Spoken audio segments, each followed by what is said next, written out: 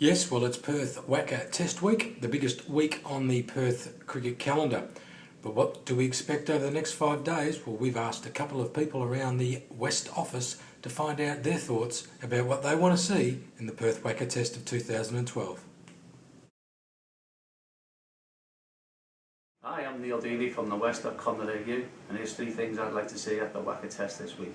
First one, no more bell bottoms.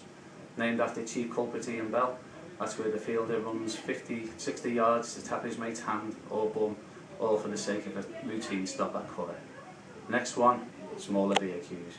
Murder at the WACA Day 1 last year. Not sure if the Swami Army drinks as much as the England fans, but if they do, it's going to be a miserable time.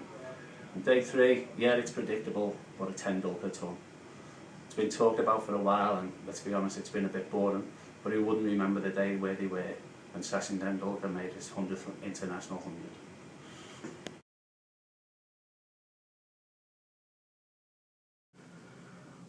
100. Ross Lewis here from thewest.com.au with my hopes and dreams for a 5-day test match at Perth. Well, that's certainly my number one hope for the test match coming up between Australia and India. It would be great to go 5 days and get some bang for our buck, but given India's form and their problems with bounce, might be hoping a little bit too much to see the match go the full distance. My second hope is for Brad Haddin to have a revival. He has every chance to get some confidence back into those gloves on what is the best wicket-keeping pitch in the country, bar none. And my last hope, well, it's certainly something that I hope I don't see. I hope there are no streakers at the ground. Perth is on its last chance with Cricket Australia regarding the pitch invaders, and let the players play, the watchers watch, and never the twain shall meet. Okay, that's my hopes for a 5-day test match. Hope to see you at the WACA Ground.